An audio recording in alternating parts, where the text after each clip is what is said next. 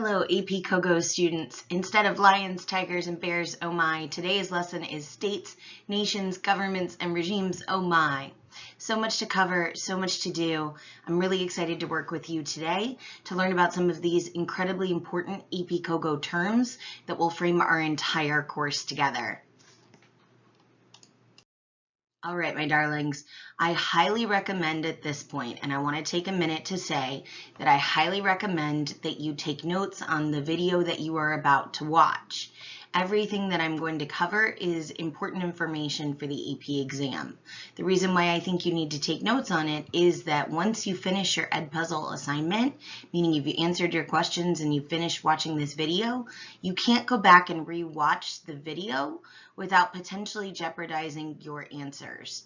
So what I would like you to do is grab either a sheet of paper and something to write with, if you want to go old school style, which is how I do things, or open up a Word document or a Google document and start taking notes on the key and important information. There is a huge body of research that suggests that taking notes will help you learn content and information better, whether it's digital or by pen and paper.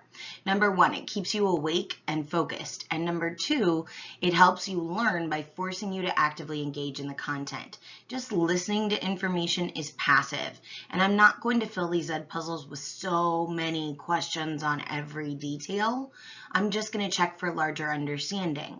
But by forcing yourself to take notes, you are actively sorting out mentally what's important, how to write it, how to organize it, how you think about it, what questions you have, and that can improve your understanding of just about anything you try to learn. Number three, it'll help streamline your studying. Instead of trying to study all the content, you'll study what you think is absolutely significant and what you walked away with from this Edpuzzle experience. Tips for your note taking. Keep your notes short and sweet. Look for the most important details. One thing I've found is that a lot of teachers at Hilton will guide your note taking, especially in class. They'll give fill in the blank notes that you fill in throughout the course of the presentation. In that sense, the teacher is telling you exactly what to write down. But in college, you won't have those sort of fill in the blank notes handed to you ever. So one of the things we need to know is that we need to try to sort out that information in our brain. Try making an outline where you indent information gradually as you go along. Use shorthand and abbreviation. Remember, these are your notes. As long as you can read it, you're good to go. Keep your notes organized. Save the files in an organized fashion. Maybe you take all of your notes for Unit 1 and all of your notes for Unit 2. Okay, so that you can find what you need when you need it. One thing that the Princeton Review recommends that I highly recommend as well is to think about specific words that I might use out loud in our lectures together and in these Edpuzzles that might indicate something of importance. So I might indicate things like specific examples by using some of the words listed in this chart below. Cause and effect in comparative government and politics, just like any history course, is incredibly important. The government did this, this was the outcome. And so these are some key words that I'll tell you when I'm using cause and effect. How or why, and then compare and contrast is obviously important in comparative government and politics because, well, it's comparative government. Okay, so what we need to do is take notes as we go through this. Again, it's not required. I can't force you to, but I highly recommend it. I love you. Let's go ahead and get started for the day whenever you're ready.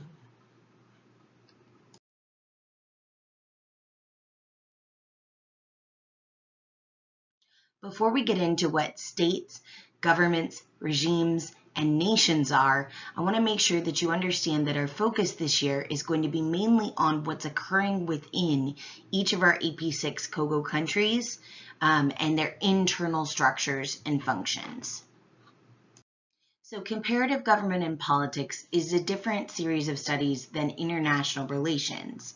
So again, if we're studying what's domestic or internal to a country, international relations is the study of how countries interact with one another.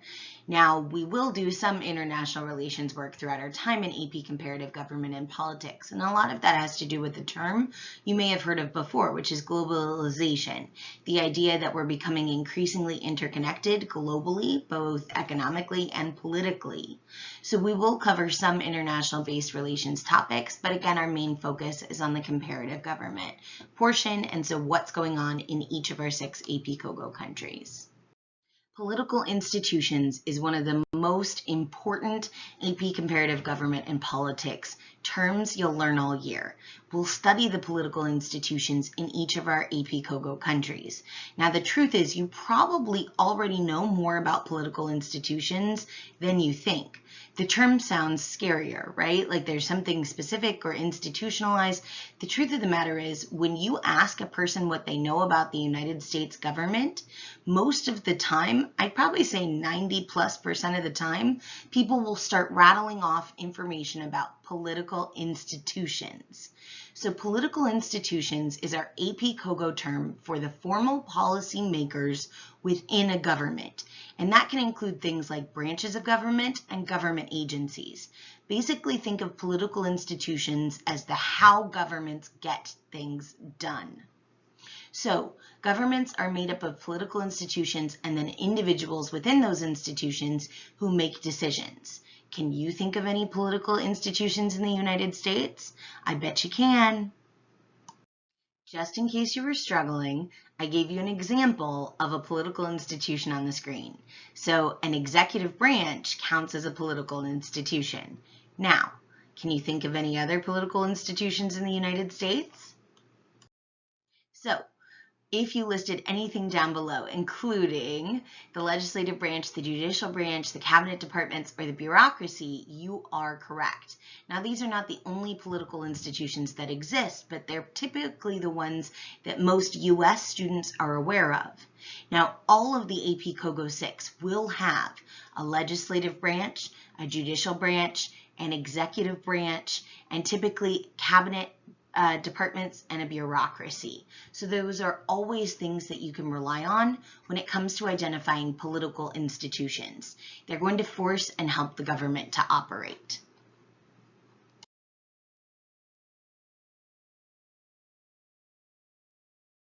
In order for us to compare and contrast governments this year, we have to speak the same language. One of the biggest misconceptions for U.S. students who are trying to study comparative government and politics is the fact that the word state to us in the U.S. means something different than internationally. So when I say the word states, what do I really mean?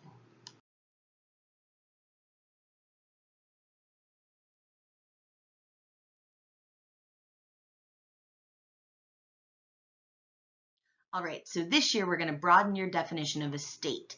So unlike in the US, when we typically refer to a state as a portion of the United States of America, state for us this year is basically going to be a synonym for the term country. A state in AP Comparative Government and Politics is a group of political institutions with a monopoly of force over a given territory with international recognition.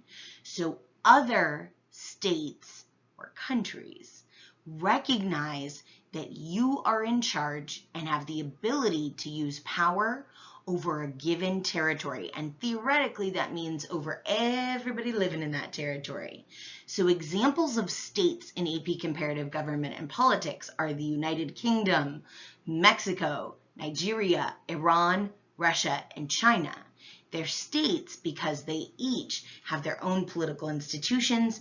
They enforce their ideas and their policies over a set territory, and they are recognized internationally for being in charge of those areas or territory. So even though the AP exam won't ask you to delineate or to differentiate between strong and weak states, I think it's going to be clear to you that as we progress throughout the year, not all of our 6 states that we'll study are actually the same.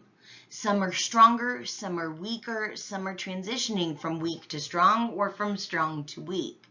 And so when we talk about strength, I want you to focus on the idea that a strong state can take on more responsibilities and carries those responsibilities out more effectively and efficiently than weaker states. Weaker states struggle to carry out their responsibilities. And as a result, that's going to create other problems that the state has to deal with. We'll see more of that as we go throughout the year.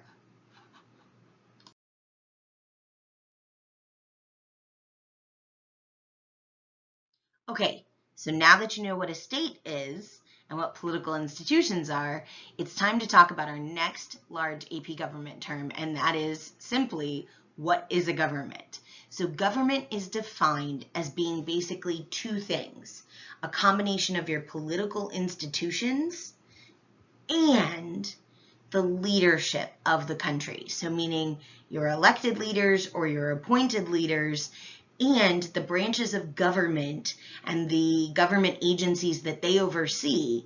That's what makes up a government.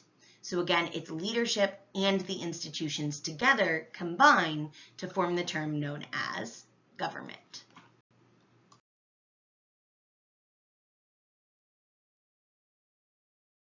We made it to one of my favorite AP COGO terms of all time. Okay, sovereignty is incredibly important. It's something we're going to talk about in each of our AP COGO countries because it's just essential to the ability of a government to operate within a state. So, your definition of sovereignty must always include three things, three components. And we're going to say them over and over again this year. We're going to talk about it every unit. It's going to be important. So the more you learn it now, the easier it will be for you later.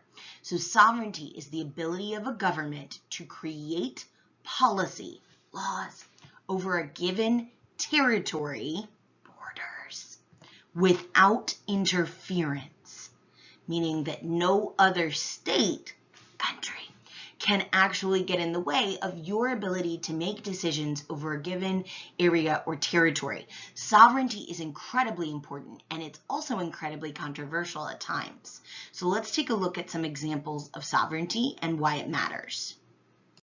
Why do I love the term sovereignty so much? Because I'm used to having it in my classroom.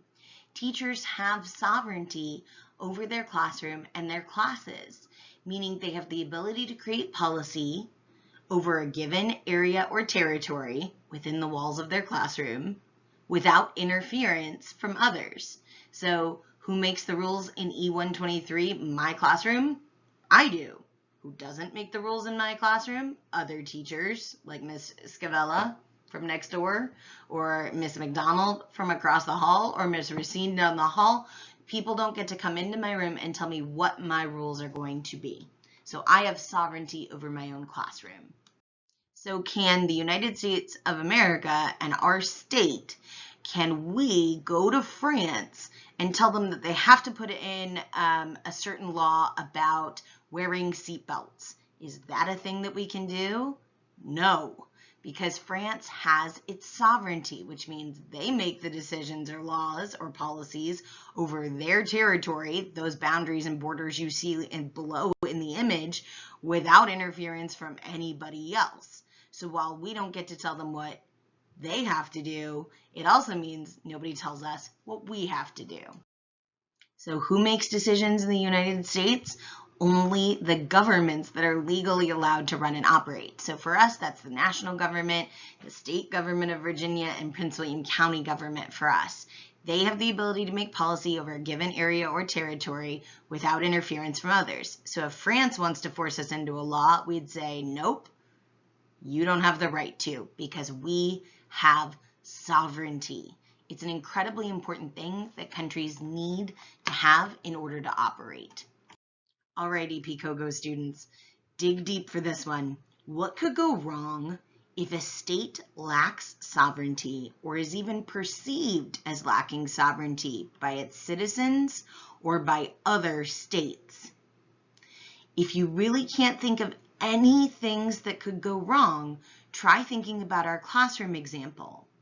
If students realize that a teacher cannot or will not enforce their classroom rules, what could go wrong? See if you can brainstorm a few answers. I'll give you just a few seconds to think. What could go wrong? States that lack sovereignty are in huge potential trouble, both internally and externally. They risk being inefficient, and that's probably the smallest consequence of lacking sovereignty. If they don't have the ability to enforce or make decisions over a given territory or area without interference, chances are something's wrong and things are going to be inefficient, which will just add to the frustration that citizens feel towards their government. Leadership may take advantage of the weakness of the government to influence and to create policy, and that results in corruption, and we'll talk more about that later. Other surrounding states may see the state as weak. That's a significant problem. It will be at risk then for attack or invasion.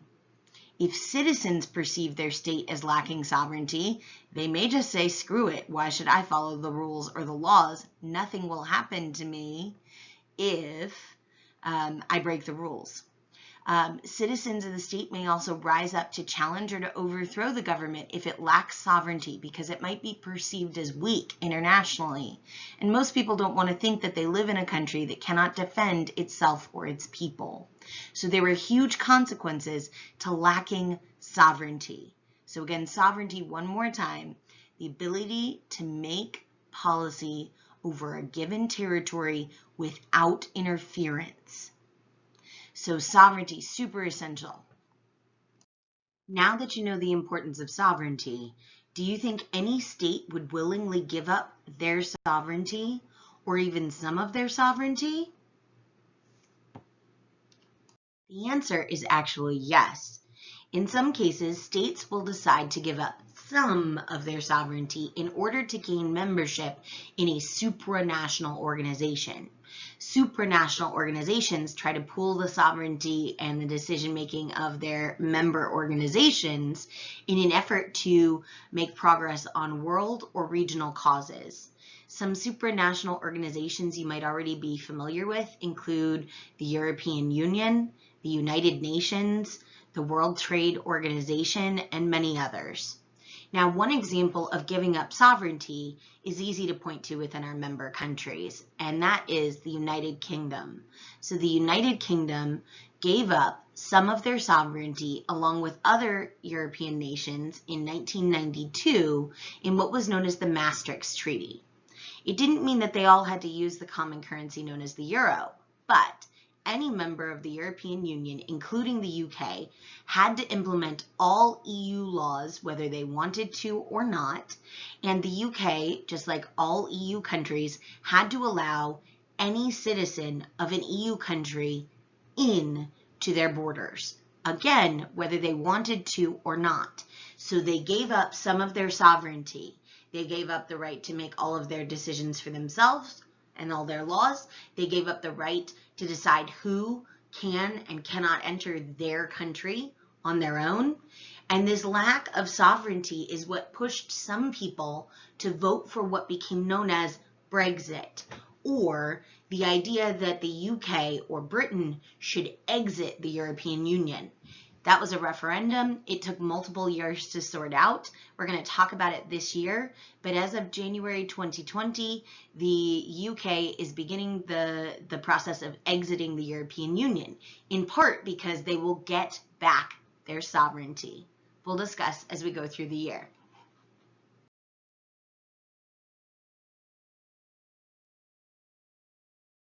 All right. So regimes is another one of our major COGO terms. The problem is I find that regimes in popular culture, the term has a very negative connotation.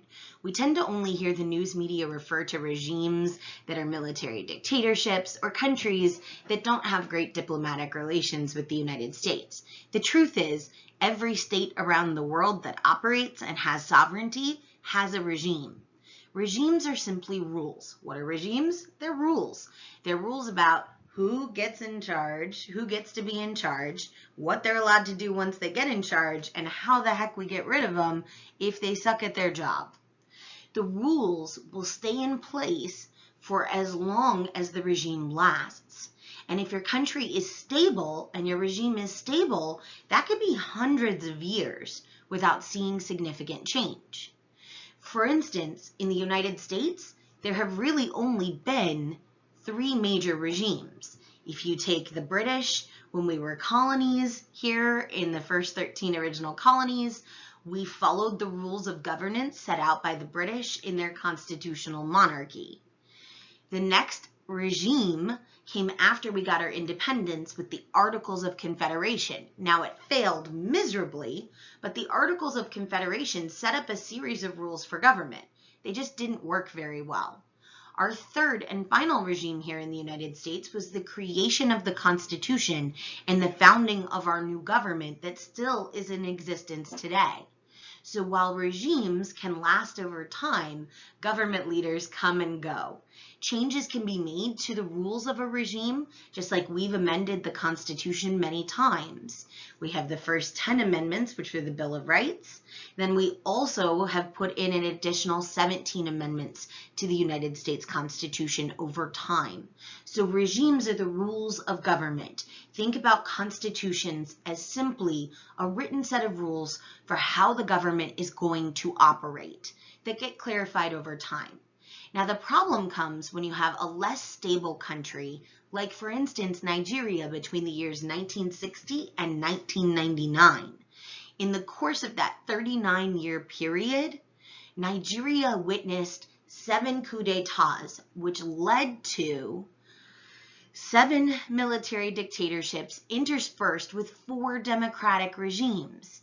So in all total, we have so many different regime changes in Nigeria in a 39-year period that it was really difficult for citizens to catch up. Regimes are the rules of government, and we typically see regime changes like in Nigeria after they got their independence after this huge event. In the United States, after we got our independence and the first government didn't work out the way we wanted it to. After revolutions, like for instance, the Russian Revolution in 1917, they got a new regime that started in the creation of the Soviet Union. We then see them go in the 1990s back to a new regime. One in which they are now called the Russian Federation, but a new constitution was written with new rules. Iran in 1979 has a huge revolution, and they alter their government and set up a brand new regime. So regimes are simply the rules of government. What are they? The rules of government. And they traditionally always follow big changes like revolutions, another R. So with regimes, always remember your R's. So one of the most important things that regimes set up is that they authorize certain people to exercise what we call authority. So just like a teacher in their classroom has authority given to them by the school board and the principal and the assistant principals, right? Regimes also specify who is able to use power to give orders, to make decisions, and enforce obedience. So the rules help us know who's in charge, and then it gives them the authority to be in charge. So whether it's a democratically elected system of government and regime, where those that have authority are typically elected leaders, or whether it's an authoritarian regime, where the leaders are chosen by groups of elites, the end part is the same. Someone in the country has the authority or the right to give orders and make important decisions. And again, in our countries, we can look to the regime to clarify who has what power. Now, with that being said, I want to offer a small caveat or exception. Some countries have rules in their regime that they don't actually follow. So one of the things we'll do this year is as we look at each regime in each of our states, we will decide whether or not the regime's rules really match what's happening. For example, in China, the regime specifies that a large amount of power is supposed to be had by the National People's Congress, which is their closest thing to a national legislature or legislative branch. The problem is it acts as little more than a rubber stamp, signing whatever the president tells them to sign. As a result, the rules of the regime don't really align with reality. So again, we have to be professional BS spotters and look at whether or not a state is actually following the rules set forth in their regime. All right, my darlings, feel free to hate this slide, but here's where I'm going to dispel some popular rumors. The first, like I told you before, is that regimes in the US media and US political writing typically has a very negative connotation. And so again, like I said on a previous slide, when we look at regimes, people tend to think, oh, those are authoritarian or military dictatorships. Those are the only kind of regimes. That's not true. All democracies are regimes as well, okay? Remember, regimes just means rules for governance. Now, because we're in comparative government and politics, it helps if we classify the regimes that we're going to deal with this year. Now, here's where I tell you that you are free to hate the 1990s. I loved growing up in the 1990s. However, in terms of political science, one of the things we saw is that a lot of political science scholars started to publish papers that were similar but yet different. So what we saw is a bunch of scholars talk about and try to classify democracy, but each of them published papers using slightly different language and verbiage. For our purposes, as an introductory course to comparative government and politics, we're going to lump some terms together. The AP exam uses certain terms interchangeably as a result of all of the papers published in the 1990s. So, some democracies or democratic regimes are considered advanced, consolidated, substantive, and liberal democratic regimes, which means they're as democratic as it gets. All of those terms mean your country is as democratic as it could possibly be. So again, an advanced democracy, a consolidated democracy, a substantive democracy, and a liberal democracy all mean the same thing. The next classification is for countries that are slightly democratic, but also slightly authoritarian. And again, in the 1990s, all the naming. So those democracies that are somewhat democratic and somewhat authoritarian are going to be known as illiberal democracies, procedural democracies, flawed democracies, or hybrid regimes. So if you think about it, they might have democratic procedures, or they're not quite liberal yet, meaning free. They're flawed, meaning they're not perfect examples of democracy, or hybrid regimes, which is really nice because it tells you in the term that it's a mix of two things, of democracy and authoritarianism. So all those terms are used interchangeably to mean something that's somewhat democratic and somewhat authoritarian. And then finally, you have your authoritarian regimes, which can come in different forms as well.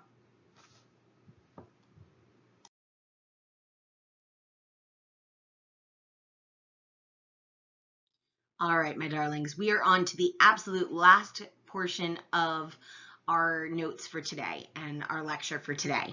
So now we need to talk about the concept of a nation. The truth is, I saved this one for last because in all honesty, it's probably one you're most familiar with based on your previous social studies classes and your history experience. You all have probably heard of the term nationalism, and the idea of a nation isn't far off from that. So a nation is actually a group of people with the same psychological sense of identity based on things like ethnicity, language, history, or culture. It's what ties people together and makes them think that we belong together.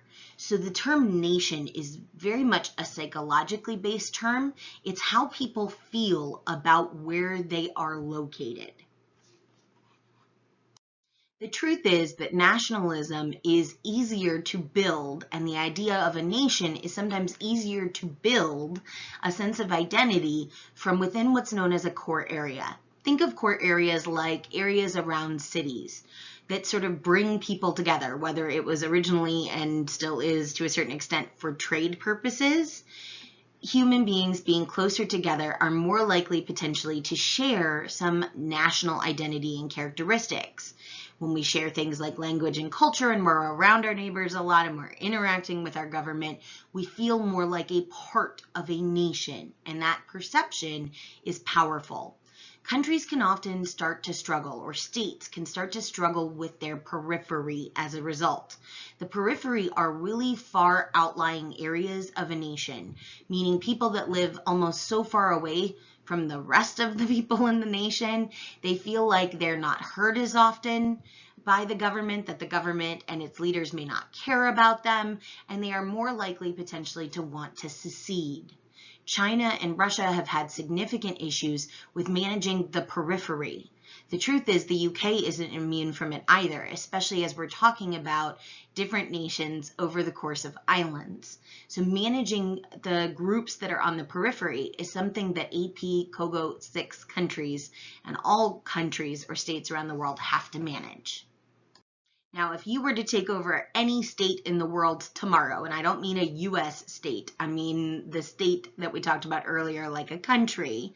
If you were to take over a country right now, I would wish for you that that country would be a nation state, meaning that when you took over, people who already live in that state share the same political identity, meaning they feel psychologically connected to other people within their nation.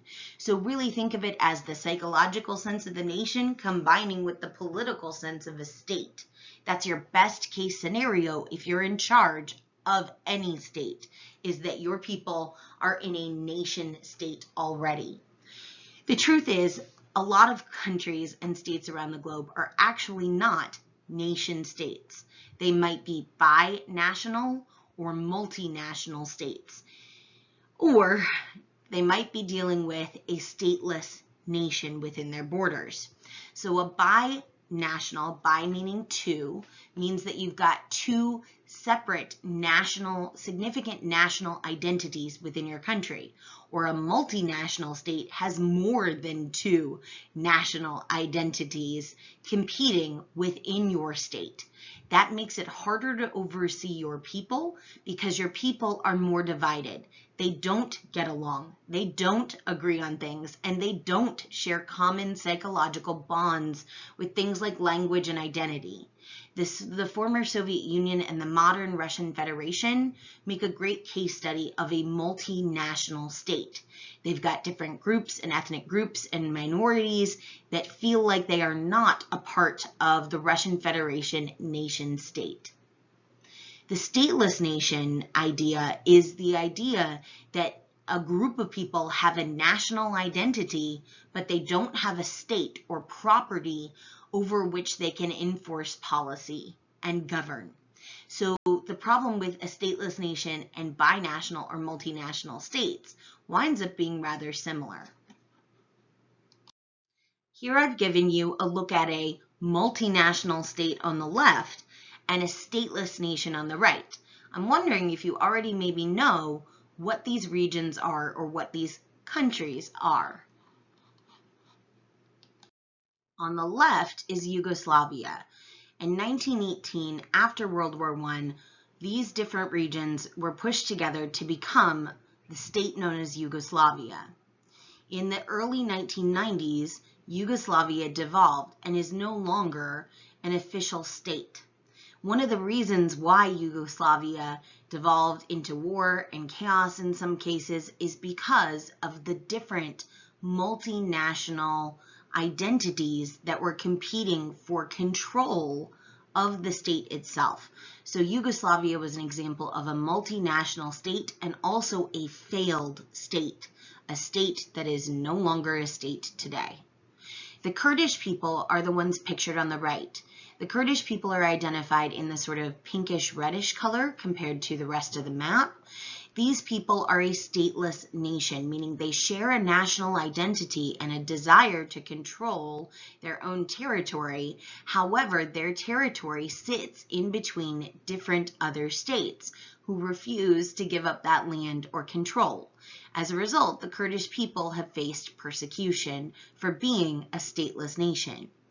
Stateless nations also challenge the countries or the states where they exist because they make it harder to rule and to influence policy and procedure. So based on what you just saw with Yugoslavia and the Kurdish people, what is the problem if you're in control of a state and you have a binational or multinational state, or people who are a part of a stateless nation inside of your state's borders, what are you going to deal with? The truth is, no matter whether you are a binational or multinational state, or you have stateless nation individuals inside of your country, the problem you'll face is still the same if you're the leader of that state or country. It is that different groups might want to break away from your existing state to create their own state. They probably won't like the regime or the rules you've set up. They don't agree that you have sovereignty or the ability to make decisions over them, or the authority, the power to make those decisions. And as a result, there will be significant conflicts. So your best case scenario, if you're in charge of a state, is to have a nation state where everyone shares the national identity, or enough people share the national identity. Because having a binational, meaning two separate identities, or lots of separate national identities, or people who want their own state, will create the same results. You will have to try to manage people that don't want to exist in your state. And we're going to finish off today with a concept that you might already be familiar with. I know when I teach modern world history, it's hard not to talk about nationalism in just about every unit after you deal with Napoleon. Nationalism is the idea, and it's sort of how we get our identity as a nation or a nation state. So nationalism is the belief that a group of people has its own unique destiny based on shared values and cultures. So it produces a loyalty to the country and to the beliefs and values of the country. So nationalism is an incredible force, and it cuts both ways. In some cases, nationalism can be used to help inspire people to go to war, to be unified, as you guys told me when we listened to the national anthems of our countries on day one. But it also cuts another way, and that is if you have different national groups, like we just saw, a binational state, a multinational state, or stateless nations within your borders, it can also encourage those groups to rise up and challenge you, or to try to overthrow the state as it currently exists. So nationalism, like most things in life, is a double-edged sword. It can help your country, and it can harm your country. So I'm going to leave you today with these two images. In the top left was my attempt to show you a powerful image of how nationalism can unite people. You see women and young girls in India whose bracelets mirror the Indian national flag. On the other hand, in the bottom right corner, you see pictures from revolutions in France and the dangers that nationalism can pose. When nationalism overwhelms the state, it can encourage people to rise up and try to overthrow a corrupt government, or try to overthrow a government so that they can be the ones in charge of the state. So remember, nationalism cuts both ways. I'm so incredibly proud of you. Thank you for tuning in today and for completing your Edpuzzle. I hope that we've clarified some of these really big, important AP COGO terms. So again, states, governments, regimes, and nations, oh my. Again, I'm proud of you. Congratulations on finishing this Edpuzzle. Have a lovely day, my darlings. Bye.